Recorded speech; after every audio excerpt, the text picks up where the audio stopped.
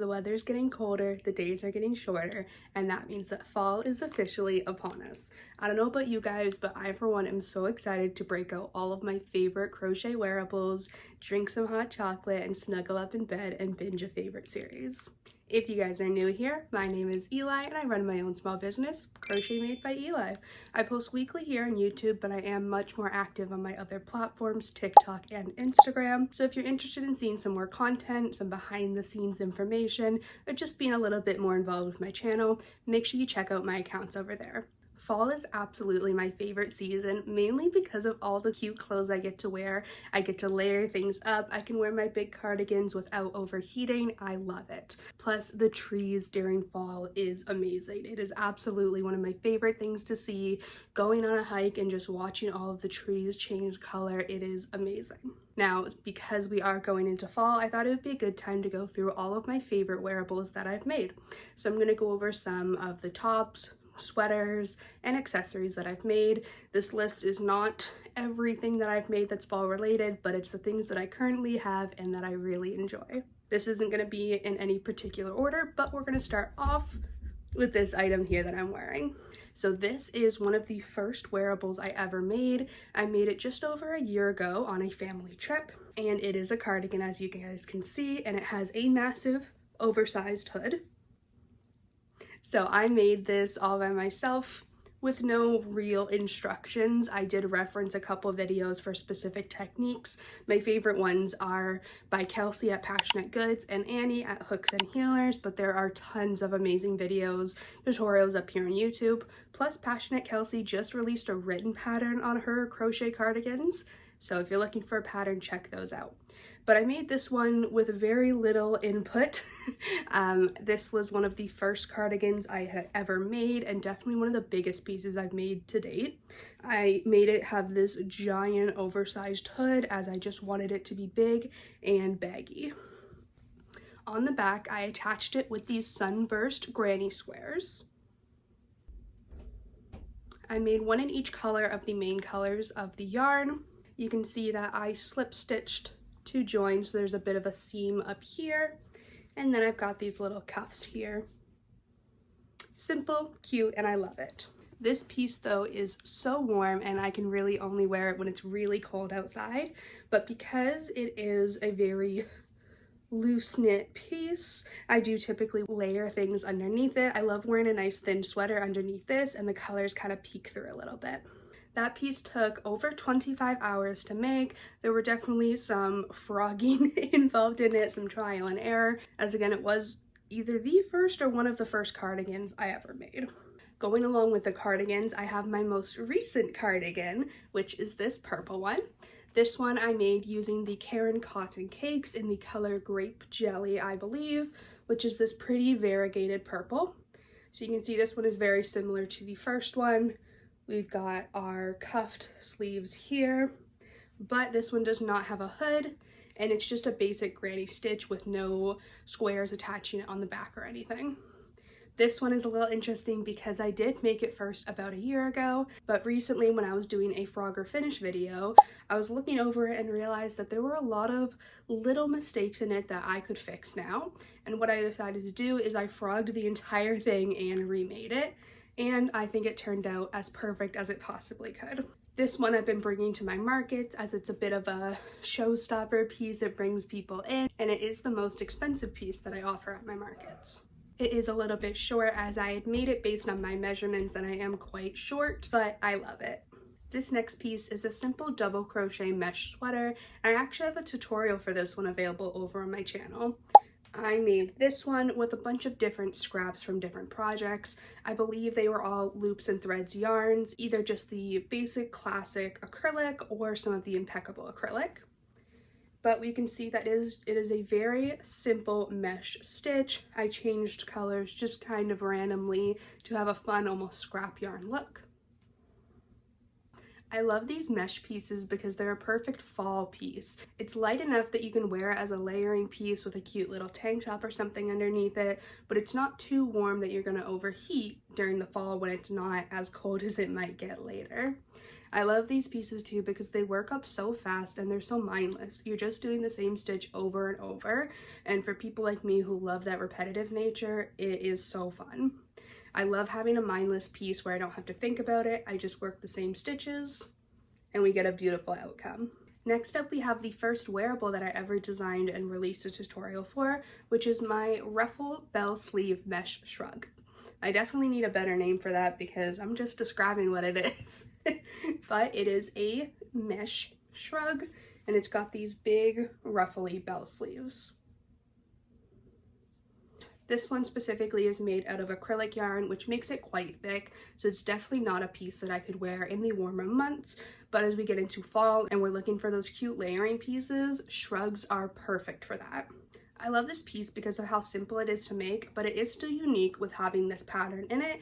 It's not just double crochets over and over. We've got these different solid rounds mixed in. We've got these big bell sleeves with pretty ruffles, and it kind of reminds me of spider webs with the white yarn. I made this one in pink as well, and I love it with the shirt that I'm wearing because it matches the pink mushrooms so perfect. But again, same thing with our big ruffly sleeves.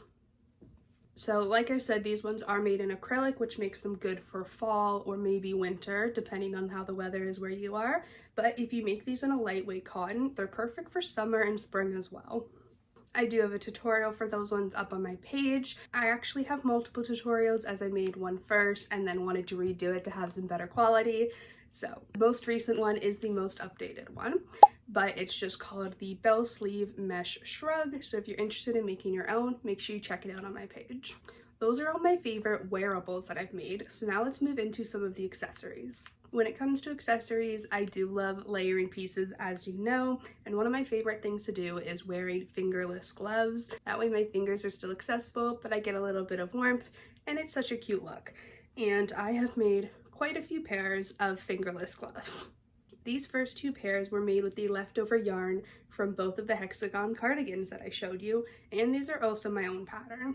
This is the granny square fingerless glove. It's made with using 2 granny squares, so one for each side, a nice little thumb hole, and then a ribbed cuff here. I do have a written pattern for this available on my Etsy, and I have a tutorial here on my YouTube, of course. I love that these two match the cardigans I have because it means that when I wear a cardigan, I get to have matching little gloves and it just feels so perfect. But these are super easy to make, very quick, of course, because they're so tiny, and they're quite customizable as well. This next pair I made for Valentine's Day, as you can see, because of the hearts. This one I made using a free tutorial that I found on Pinterest and then modified a bit to fit myself. But it's got this really cute heart design, the ribbed cuff again, and they are so simple and cute. This pair I decided not to keep for myself. As you can see, they have a tag on them. These ones do come to my markets with me. The last pair that I made is this scrap yarn pair, and these are more of arm warmers. As you can see, they're quite long. They've got a little cuff at the bottom, but they still have the thumb hole here. These ones are so fun and unique because they are made with scrap yarn, which means that no one will ever have the exact pair that you have. I made a matching hat for these ones as well, which means you can have a cute little matching moment. The very last thing to show you guys is hats, and I have quite a lot of them. Like I mentioned, I do have a matching hat for those scrap yarn gloves, and this is it. This is the beanie pattern by Zine Crochets, Maxine. I believe she has a free tutorial up on YouTube, and I believe a written pattern as well. I love the way this pattern is designed because of how it cinches up at the top. You can see the stitches a bit because of the different yarn used, but when it's made in a solid color, it's such a seamless closure. We don't have any of that excess yarn at the top. It's amazing. I love these hats though because again, they're a pretty mindless piece and they work up pretty fast. Great stash buster as well, and perfect for all of those scrap yarns. I have made quite a few of these beanies as I was pretty obsessed with them for a bit.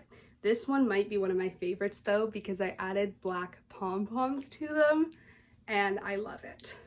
As you can see here with the black yarn, the stitches are so seamless. Again, we have none of that excess yarn at the top. It's perfect. Like I said, I have made quite a lot of these, so here's a quick look at some of my favorites. We've got red and black stripes, green and blues, two-tone pinks, two-tone purples, solid navy blue, and solid mauve. I did have a bit of a cat ear beanie kick for a bit as well. If you guys watch Tiani Asada, you'll understand.